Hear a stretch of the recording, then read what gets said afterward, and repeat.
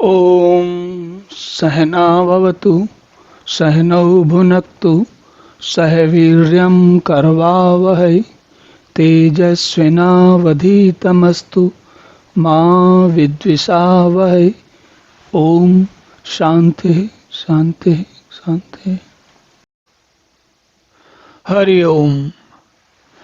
तो हमने देखा कि पिछले श्लोक में भगवान ने बताया कि जो सुख दुख वीतराग भय क्रोध इत्यादि में या उच्चावस्था में सुखी होने की, हर्ष होने वाली स्थिति में हर्ष और विषाद होने वाली स्थिति में विषाद नहीं करता या स्थिर भाव से रहता, वो स्थिर बुद्धि का व्यक्ति है, स्थित प्रज्ञ व्यक्ति है। अब भगवान आगे कहते हैं, थोड़ा सा बताते हैं। क्या बताते हैं कि कैसे वहां तक पहुंचना चाहिए, उसको पहुंचने के लिए क्या व्यवस्था होनी चाहिए। तो भगवान कहते हैं, यदा सहरते चयम कूर्मः अंगानि इव सर्वशः इंद्रियाणि इंद्रियार्थेभ्यः तस्य प्रज्ञा प्रतिष्ठिता। क्या मतलब हुआ? भगवान कह रहे हैं कि जैसे कछुआ सब ओर से अपने अंगों को समेट लेता है, वैसे ही जब यह पुरुष इंद्रियों के विषयों से इंद्रियों को सब प्रकार से हटा लेता है, तब उसकी बुद्धि स्थिर है। यह बात समझनी चाहिए, जानना चाहिए, वो ऐसी स्थिति है। इसको जरा थोड़ा सा अंदर जाते हैं इसमें। तो भगवान क्या करें, यदा संहरते। संहरते मतलब एक होता है विहार करना। विहार करना मतलब विशेष प्रकार से देखना, आहार करना, भोजन करना, लेना, ग्रहण करना। संहरते मतलब हटा देना, संहार करना, किनारे करते जाना, हटाते जाना। तो भगवान कह रहे हैं कि जो क्या किन चीज को संहार करता है, अपनी जो ये कनेक्शन है, कौन से, सुख और दुख से, किसके, इंद्रिय विषयों के। इंद्रिय विषय मतलब देखिए, आपका जब हम एक सुंदर दृश्य देखते हैं तो आंखों को तो आंखें केवल देखने का काम करती हैं। उसको अच्छा है या नहीं अच्छा है ये बात कौन कहता है? हमारा मन कहता है। बुद्धि उसका आकलन करती है, वो कहती है कि बहुत सारे जितने दृश्य देखे थे पहले, उनसे ये दृश्य सबसे सुंदर है। और मन कहता है कि देखिए ये सुंदर दृश्य देखने का लाभ मुझे प्राप्त हुआ।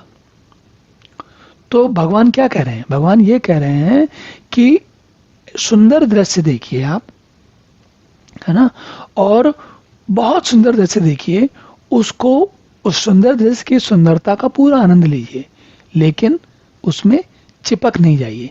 ये मत सोचिए कि होता सामान्य परिस्थितियों में क्या होता है, हमने कोई बहुत सुंदर दृश्य देखा और उस सुंदर दृश्य को देखकर हम अपने किसी मित्र को बताते हैं कि देखो मैं फलानी जगह गया था और वहां मैंने बहुत सुंदर दृश्य देखा, और इतना सुंदर दृश्य देखा था कि मन विभोर हो गया।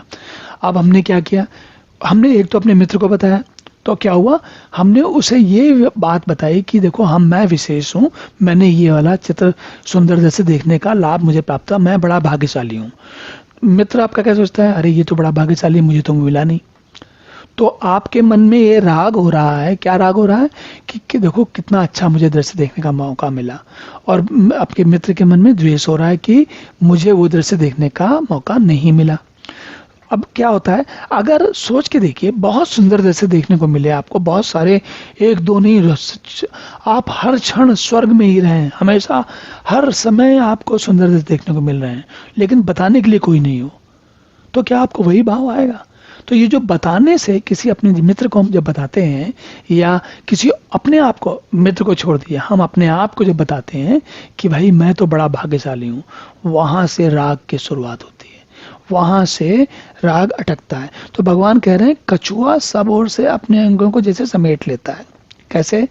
तो हमने क्या किया, सुंदर दृश्य देखा, उसका पूरा आनंद लिया, उस क्षण में तत्काल पूरा आनंद लीजिए, उसमें कोई सोचने वाली बात नहीं। बिल्कुल अच्छा दृश्य सबको देखना चाहिए, आपको भी देखना चाहिए, मुझे भी देखना चाहिए, लेकिन उसके जो भाव हैं, उनसे मन के अंदर जो वो कार्यक्रम स्टार्ट होता है, शुरुआत होती है, उसको रोक देना चाहिए। तो क्या होगा, हम इंद्रियों के विषयों से इंद्रियों को धीरे धीरे हटाने की प्रक्रिया में आगे बढ़ेंगे, और जब आगे बढ़ेंगे तो बुद्धि धीरे धीरे स्थिर होगी। कैसे बुद्धि होगी? आप एक बार करेंगे, दूसरी बार करेंगे, तीसरी बार करेंगे, 10वीं बार करेंगे, 1000वीं बार करेंगे, आपको क्या होगा? आप ये सोच के देखिए, क्या आप उस सुंदर दृश्य का आनंद नहीं लेंगे? क्या आपकी आंखों को अच्छा लगेगा? नहीं। क्या आपके मन को नहीं पता चलेगा? क्या आपकी बुद्धि इस बात का आकलन नहीं करेगी कि आपने बहुत सुंदरता से देखा है? अच्छा, हम अपने मित्र को भी बताएं, अपने आप को भी बताएं। ऐसा नहीं है कि हम अपने आप को ना बताएं, अपने मित्र को ना बताएं, सब छुपा के रखें, इसकी बात नहीं हो रही है। लेकिन जब हम बताते हैं तो हमारे मन में क्या भाव आता है कि मैं विशेष हूं, मैं स्पेशल हूं, दुनिया में बाकी लोग ऐसे नहीं हैं।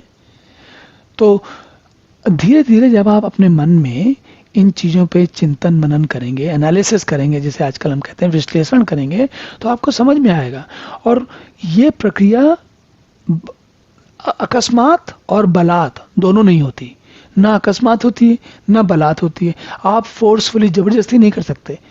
अपने आप मन को आप पकड़ के ऐसा नहीं कर सकते मुझे ये करना है, नहीं कर सकते आप। और अकस्मात भी नहीं हो सकती। ऐसा नहीं हो सकता कि अभी एकदम से एक बार में शुरू कर दिया, अब आगे से ज़िंदगी भर हम हर चीज़ में जो कुछ देखेंगे सब सारे विषयों से अपने अंगों को समेट लिया, सारे इंद्रिय विषयों से, और अब तो हम बिल्कुल समाधिस्थ हो गए, अब बिल्कुल ऐसे व्यक्ति हो गए कि अब हमें कहीं कुछ पता ही चलता नहीं, हमें कुछ अनुभव ही नहीं होता। दोनों में से कोई संभावना नहीं है। ना अकस्मात, ना बलात्, ना अचानक, ना तुरंत, और ना ही फोर्सफुली, ना जबरन, नहीं हो सकती है। इसके लिए, क्योंकि ये कार्यक्रम जो काम आप कर रहे हैं, ये आप अपने मन के अंदर स्वयं के साथ कर रहे हैं। वहां किसी का जोर नहीं चलता, वहां तो आपका भी जोर नहीं चलता। आपको अपना जोर चलाने की बजाय आपको धीरे धीरे समझना है, बात की गंभीरता को, गहराई को समझना, बात के तत्व को समझ जाएंगे तो समस्या अपने आप शांत हो जाएगी। और वही एकमात्र रास्ता है। तो चलिए अब अगला श्लोक देखते हैं।